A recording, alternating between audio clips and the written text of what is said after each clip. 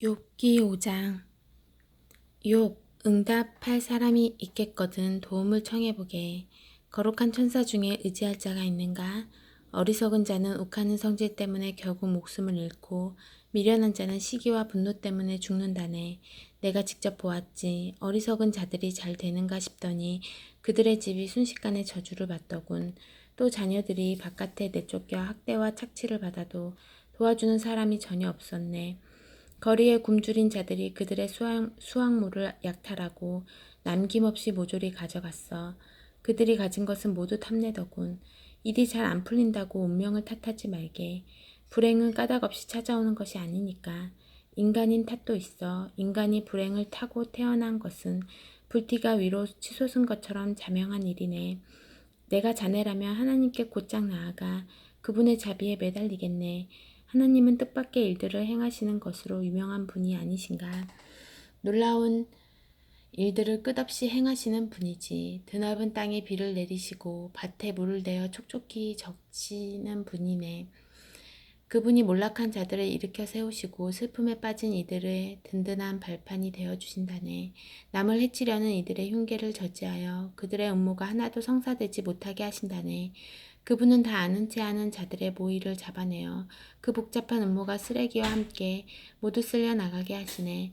그들은 순식간에 방향을 잃고 어둠 속에 처박혀 한 걸음도 앞으로 내딛지 못하네. 그러나 억눌린 자들은 하나님이 살인 음모와 압제해서 구해내시지. 이렇게 하나님이 불의를 묻고 그 입을 막으시니 가난한 이들에게 여전히 희망이 있는 것 아닌가. 하나님이 개입하여 자네를 바로잡아 주시니 얼마나 큰 복인가. 전능하신 하나님의 징계를 부디 없인 여기지 말게.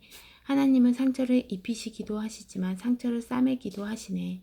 자네를 아프게 한 손으로 치료하신다네. 재난이 줄지어 닥쳐도 그분이 자네를 건져주시니 어떤 재앙이 와도 자네는 아무 해를 입지 않을 것세. 기근이 닥치며 하나님이 굶주림을 명쾌하시고 전쟁이 일어나면 칼에 상하지 않게 지키실 것이네. 사악한 험담에서 보호받을 것이며 어떤 재난도 겁없이 헤쳐나갈 것세. 재앙과 기근 따위는 가볍게 떨치고 들짐승 사이에서도 두려움 없이 다닐 것세. 자네는 바위와 산들과도 사이좋게 지내고 들짐승들이 자네의 좋은 친구가 될 것이네. 자네의 거처가 안전한 곳이 될 것이고 재산은 축나지 않을 것세. 자녀들이 장성하는 모습과 집안이 과수원의 풀처럼 쑥쑥 번창하는 모습을 보게 될 것이네. 수확철의 황금빛으로 연근 곡식단처럼 자네는 오랜 세월을 알차게 보내고 무덤에 이를 것세. 여보게, 이것은 틀림없는 사실이네. 내 명예를 걸고 하는 말이야. 이 말을 명심하면 잘못될 일이 없을 것세. 6장 욥이 대답했다. 내 고통의 무게를 달아볼 수 있다면, 내 원통한 심정을 모두 저울 위에 올려놓을 수 있다면 바다의 모래를 다 합친 것보다 더 무거울 텐데 내가 우리에 갇힌 고양이처럼 절규하는 것이 이상한가? 전능하신 하나님의 화살들이 내 안에 박혔네. 독화살들이 박혀 온몸에 독이 퍼졌어. 하나님이 이 모든 일을 내 탓으로 돌리셨네. 먹을 풀이 없으면 나귀와 소가 울기 마련이니 이런 상황에서 내가 입 다물고 있기를 바라지 말게. 하나님이 내 접시에 담아주신 것이 보이는가? 그것들 앞에서 어느 누가 제 정신일 수 있겠는가? 내 안에 모든 것이 진저리를 지니 속이 다 메스꺼리네. 내가 오직 원하는 것은 한 가지 기도 응답뿐. 내 마지막 간구를 들어주시는 것. 하나님이 나를 밟아주셨으면, 벌레처럼 짓이겨 영원히 끝장내 주셨으면, 그러면 궁지에 몰린 나머지 한계선을 넘어 거룩하신 하나님을 모독하는 일은 없을 것이고 그나마 그것으로 만족할 수 있을 텐데 내게 무슨 힘이 있어 희망을 붙들겠는가? 무슨 미래가 있어 계속 살아가겠는가? 내 심장은 강철로 만들어진 줄 아나? 내가 무슨 인간인가? 내가 자력으로 지금 상황을 이겨나갈 수 있을 것 같은가? 아니세, 난 더 이상 버틸 힘이 없네. 절박한 처지에 사람이 전능하신 하나님에 대한 기대를 접을 때 그의 친구들만은 곁에 있어줘야 하는 것이 아닌가? 그런데 형제처럼 여긴 내 친구들이 사막의 협곡처럼 변덕스럽군. 어떤 때는 눈과 얼음이 녹은 물을 산에서 칼칼 흘려보내다가도 한여름이 되면 햇빛에 바짝 마르면 골짜기로 변하는 딱 그 짝이야.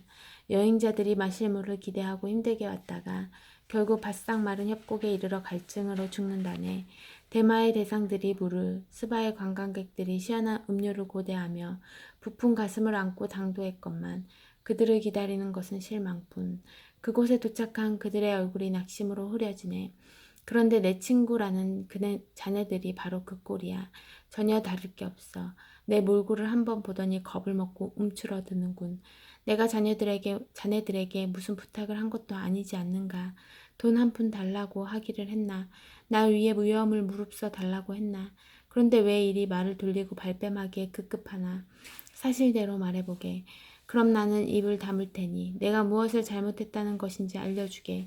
정직한 말은 누구에게도 해가 되지 않는 법인데 경건한 채 이리 허세를 부리는 이유가 무엇인가. 자네들은 내가 잘못 살았다고 말하지만 고뇌에 찬 내 말을 헛소리로 여기는구먼. 자네들 눈에는 사람이 사람으로 안 보이는가? 친구가 수지타산을 따져야 할 품목에 불과한가? 나를 똑바로 보게. 내가 자네 면전에서 거짓말을 할 것 같은가? 잘 생각해보게. 엉뚱한 소리 말고 곰곰이 생각해보게. 내가 정말 믿지 못할 위인인가? 내 말에 틀린 부분이 있는가?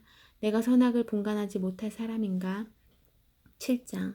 인생은 고역일세. 그렇지 않은가? 종신, 중, 노동형이지. 나는 휴식 시간을 간절히 바라는 농장 일꾼이요. 삭 받을 날만 기다리는 떠돌이 품꾼 신세일세. 내게 할당된 것은 정처 없이 굽이굽이 흘러가는 인생, 목적 없는 시간들, 그리고 고통의 밤이네.